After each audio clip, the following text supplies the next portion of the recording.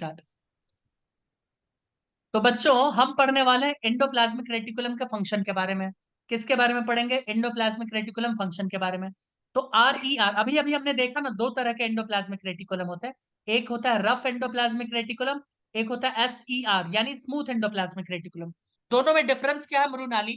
तुम बोलोगे sir RER में तो राइबोसोम धंसा हुआ होता है इसलिए वो रफ हो जाता है, स्मूथ एंडोप्लाज्मिक रेटिकुलम में ऐसा कुछ भी नहीं होता। तुम बोलोगे सर अगर इसमें RER में राइबोसोम है तो वो प्रोटीन बनाएगा? बोलोगे हाँ बिल्कुल बनाएगा। ठीक है, एक चीज याद रखना, ये जो रफ एंडोप्लाज्मिक रेटिकुलम है ना, ये कंटिन्यू रहते हैं किसके साथ? न्यूक्लियस के आउटर मेम्ब्रेन के साथ। तुम बोलोगे नहीं समझ नहीं आया, है ना? तुम बोलोगे सर हमको तो समझ ही नहीं आया ना, आप कहना क्या चाह रहे हो? तो मैं बोलूंगा इस लाइन को मैं बाद में बताता हूँ जानबूझ के, क्योंकि मैंने अंडरलाइन कर रखा है ना सब कुछ, तो ये गड़बड़ हो जाएगा।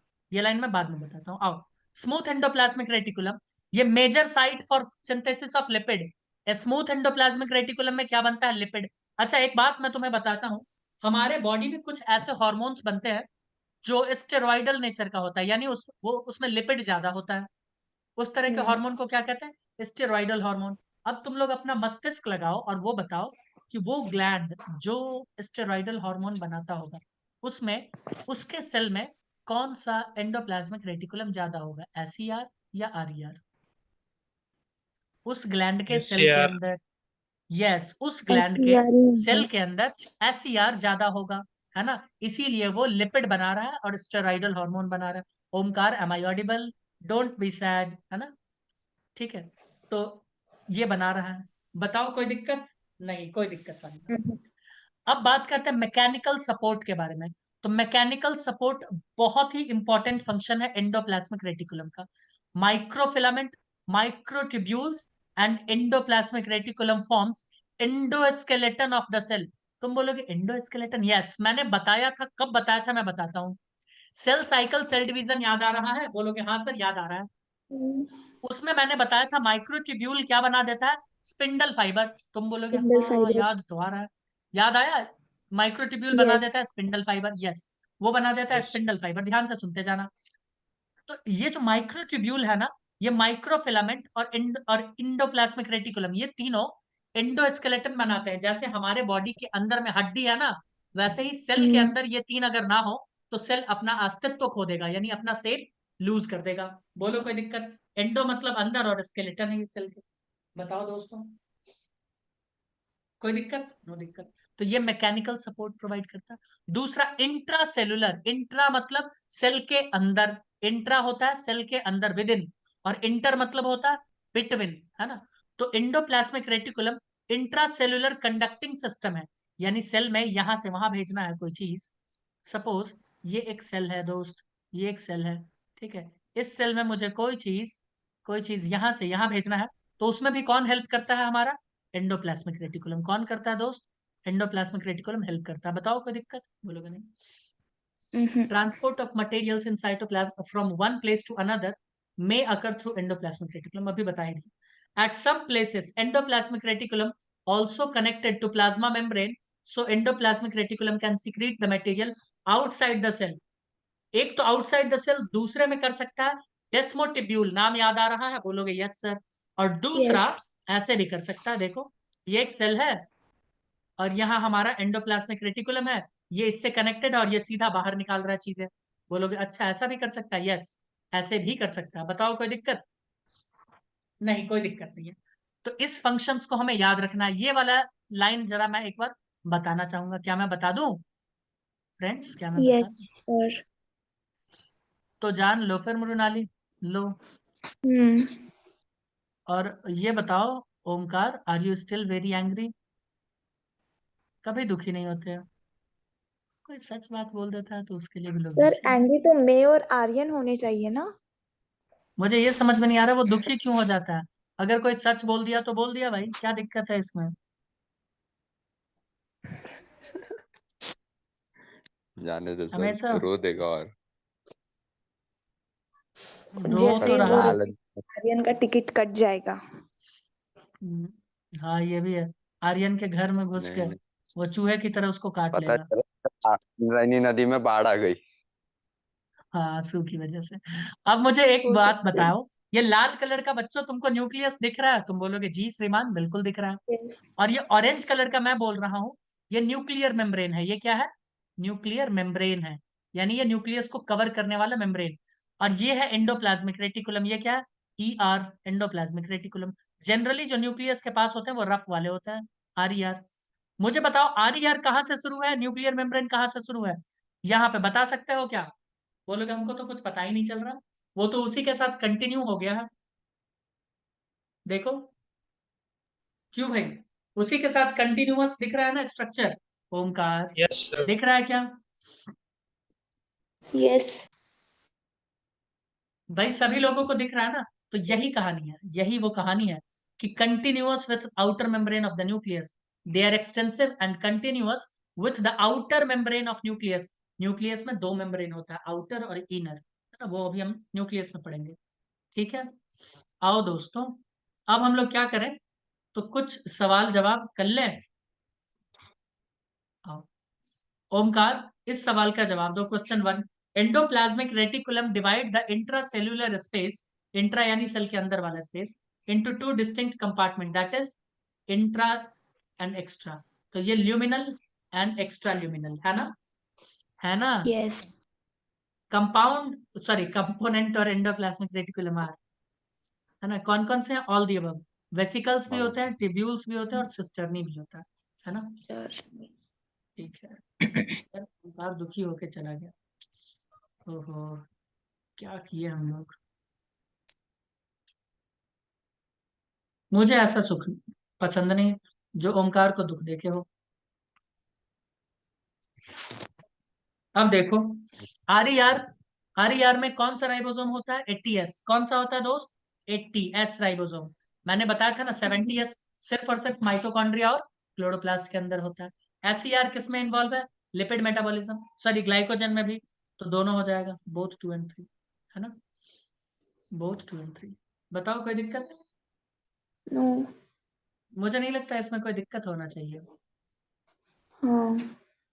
है क्या? नहीं नो सर। सर। मुझे तो... अब आते हैं गोल्जी एपरेटस में। ठीक है, किस में आते हैं? Golgi apparatus. तुम लोग में कोई ऐसा आदमी तो नहीं है कि धूप में जाके काले हो जाते हो? कोई है क्या ऐसा आदमी? ओमकार देखो अभी क्या? तक दुखी। ओमकार बोलो भाई, दुखी नहीं रहते? ऐसे अब छुप छुप के रोगे तो फिर तो गजब हो जाएगा। अरे सॉरी बोलो, बोल खत्म करो ओमकार, ऐसे नहीं करते। देखो रो रहा है। ऑन बेचारे सर। को हम तो इतना बोल रहे हैं कि अपना बड़ा दिल करो, सॉरी वॉरी बोलो, खत्म करो। No sir. अरे माइक ऑन करो, रोते नहीं है। अरे यार, क्या सिस्टम। यूट्यूब पर भी डालेंगे तो सब सोचेगा यार ओमकार रो क्यों रहा है। पब्लिक सोचेगी कि भाई क्या मामला है।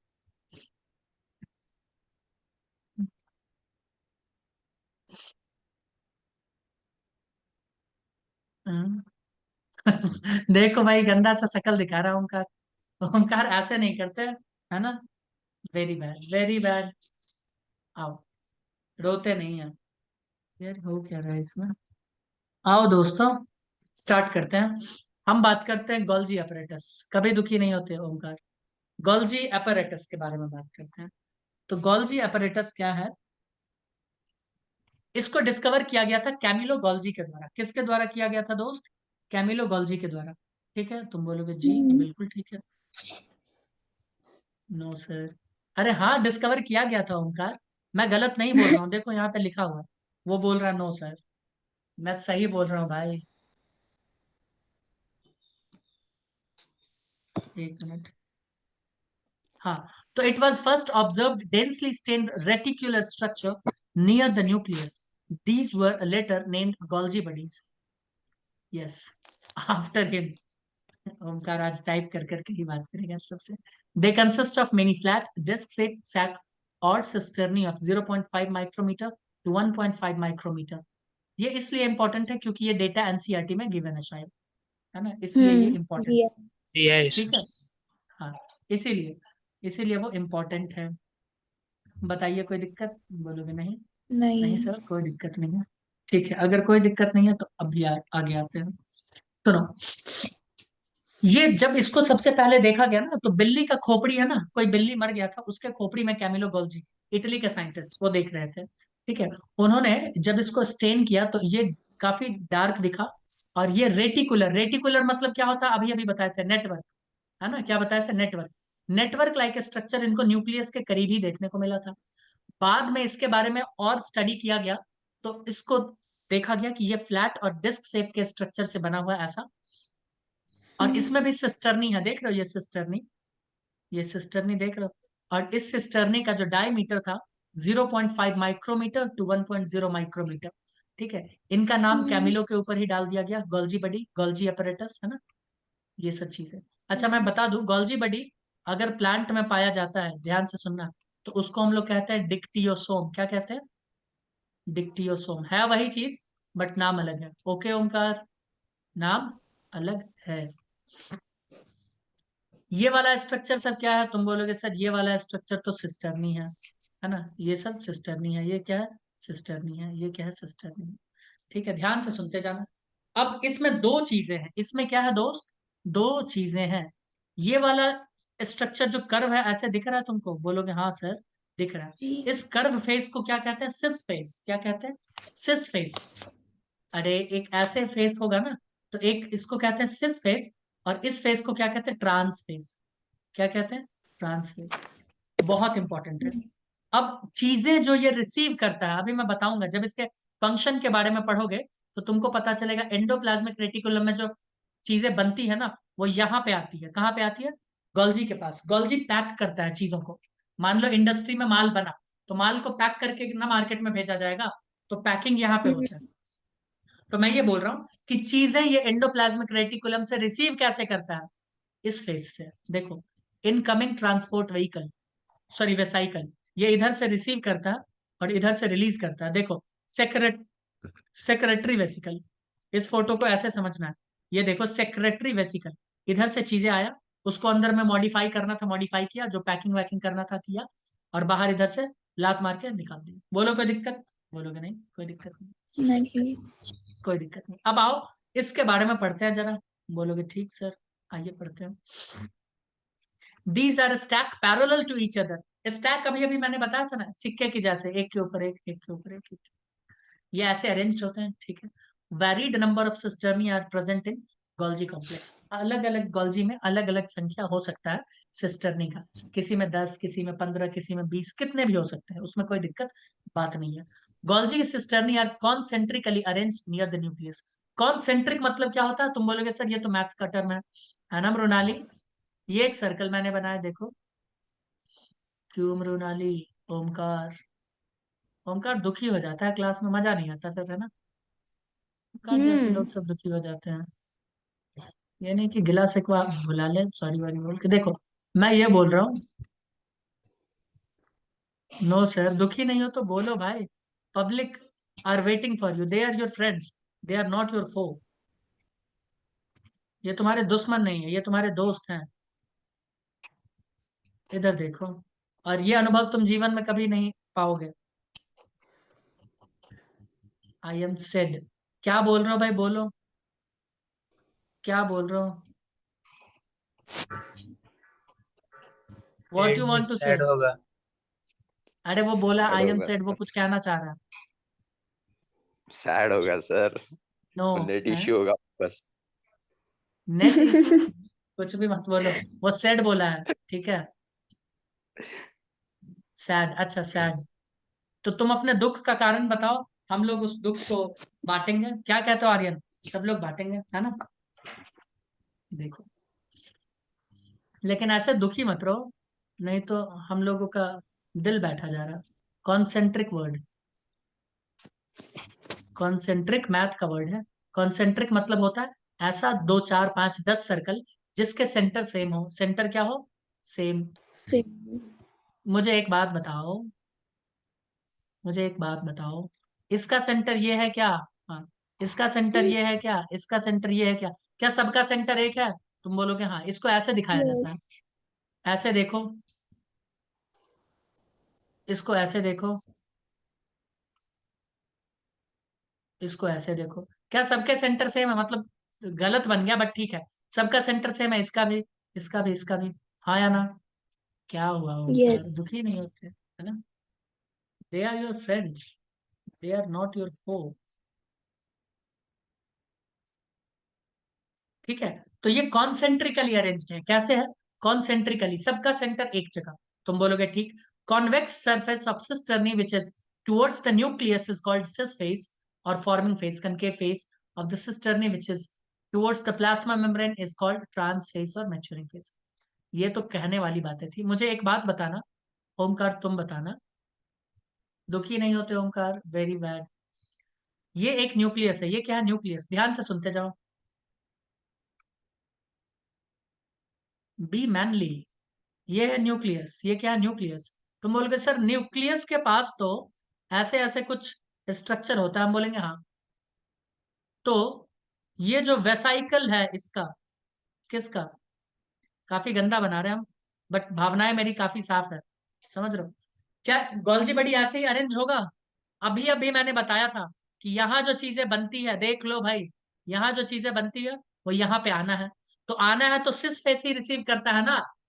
अरे बोलो भाई, सिस फेस रिसीव करता है। जब सिस फेस रिसीव Yes. करता है तो ये फेस को, न्यूक्लियस को देखना पड़ेगा ना, ताकि चीजें इधर से झट से ले ले, या उल्टा रखेगा? बोलो। Hmm. तो ये वाला फेस, सिस फेस, न्यूक्लियस को या एंडोप्लाज्मिक रेटिकुलम को देख रहा होता है, जबकि ट्रांस फेस प्लाज्मा मेम्ब्रेन की तरफ होता है। कितने लोगों को समझ आया? समझ आ गया, मुझे तो ऐसा लगता है। ओमकार समझ आया क्या? यस। तो सिस फेस और फॉर्मिंग फेस, अच्छा सिस फेस का दूसरा नाम होता है फॉर्मिंग फेस, ट्रांस फेस का होता है मैच्योरिंग फेस। नाम याद रखना है। The cis and trans phase of the organelle are entirely different but interconnected. हाँ, ये बहुत इंपॉर्टेंट है। अगर हम लोग और एडवांसमेंट में जाके कुछ देर के लिए, ध्यान से सुनना, मैं ये वर्ड बोल रहा हूं, कुछ देर के लिए अगर मैं ये बोल दूं कि सिस फेस और ट्रांस फेस एक अलग अलग ऑर्गेनल है, तो ये गलत नहीं होगा। ध्यान से सुनना, ऐसा क्यों मैं बोल रहा हूं? क्योंकि सिस फेस का फंक्शन, ट्रांस फेस का फंक्शन पूरा अलग है, पूरा ही अलग। फंक्शन भी अलग है, बनावट भी इंजाइम्स भी अलग, सब कुछ अलग, सब कुछ अलग होता है। हाँ, लेकिन ये आपस में अंदर से एक दूसरे से कनेक्टेड होते हैं। बोलो कोई दिक्कत है? बोलो दोस्तों। नहीं, कोई No, दिक्कत sir. नहीं है। हाँ Sir. बोलो, कोई कुछ तो पूछ रहा था। Yogesh, are you asking something? No, sir. अच्छा ठीक है। Omkar, are you understanding something? You are understanding or you are just trying to understand, or you are pretending that you are understanding? Okay. तो मैं वही बोल रहा हूँ, इंटायरली डिफरेंट होते हैं ये दोनों। अब आइए गोल्जी अपरेटस के बारे में। Principally performs the function of packaging. अभी अभी मैंने बताया ना कि एंडोप्लाज्मिक रेटिकुलम के पास जो भी चीज बनता है ना फैक्ट्री में, उसको पैक करने का काम काम कौन करता है? गोल्जी बडी। कौन करता है? गोल्जी बडी। देख रहे हो, ये दोनों का फंक्शन एक दूसरे के ऊपर डिपेंड कर रहा है कि नहीं कर रहा है? कर रहा है। कर इसीलिए रहा तो है। इंडो मेम्ब्रेन बनाता है। मृणाली नहीं समझी? इसीलिए ये क्या बना समझे। रहा है? इंडो मेम्ब्रेन सिस्टम बना रहा है। बोलो, गॉट इट या नहीं got it? Got Got it, it. sir. Okay, great. देखो, to be delivered either to the intracellular target or secreted outside the cell. यानी ये क्या क्या कह रहा है कि माल पानी जो इसके पास आएगा वो तो पैक कर देगा, लेकिन पैक करने के बाद या तो वो सामान को सेल के अंदर में ही रख देगा, या तो ये सेल के बाहर भेज देगा, या तो इंट्रा सेल्यूलर टारगेट पे भेजेगा, या तो आउटसाइड द सेल भेज देगा। बोलो कोई दिक्कत? बोलोगे नहीं कोई दिक्कत नहीं। इसके बहुत अच्छे अच्छे काम है। आगे मटेरियल्स, जो लाइसोसोम है ना वो यही बनाता है। एंडोप्लाज्मिक रेटिकुलम और गोल्जी बॉडी दोनों मिलकर बनाता है। ठीक है, वैसे ये बनाता है। No sir, okay. आओ देखो, materials to be packaged in the form of vesicles. मैंने बताया था कोई भी चीजें अंदर लेते हैं या बाहर भेजते हैं या सेल में एक दूसरे की जगह भेजते हैं, तो वो हमेशा वेसिकल्स के फॉर्म में भेजते हैं। बताए थे ना फैगोसाइटोसिस पिनोसाइटोसिस के वक्त में। ठीक है, तो मैं बता रहा हूं कि materials to be packaged in the form of vesicles from the ER fuse with the cis phase of the Golgi apparatus and move towards the maturing phase. This explains why the Golgi apparatus remains in close association with the endoplasmic reticulum. अब ध्यान से सुनो, मैं बोल रहा हूं कि cis face, इधर देखो, सिस फेस को लेना है, पैकेट रिसीव करना है किससे? एंडोप्लाज्मिक रेटिकुलम, यहां पे है। तो क्या ये दोनों ऐसे ही अरेंज होंगे आसपास? हाँ कि ना? बोलोगे हाँ, बिल्कुल। इसीलिए गोल्जी अपरेटस हमेशा क्लोज एसोसिएशन में रहता है किसके? Endoplasmic reticulum. ये है एंडोप्लाज्मिक रेटिकुलम और ये गोल्जी इसके पास ऐसे रहता है पड़ा। देख रहे हो, सामान यहां से रिसीव किया, पैक किया और यहाँ रिलीज कर दिया। बोलो कोई दिक्कत? नहीं। किसी को कोई दिक्कत? ओमकार, एनी दिक्कत? देखो, a number of proteins synthesized by ribosomes on the endoplasmic reticulum are modified in the cisternae of Golgi apparatus before they are released from its trans phase. Okay, तो बोला जा रहा है कि RER में तो बहुत सारे प्रोटीन बनते हैं ना दोस्तों।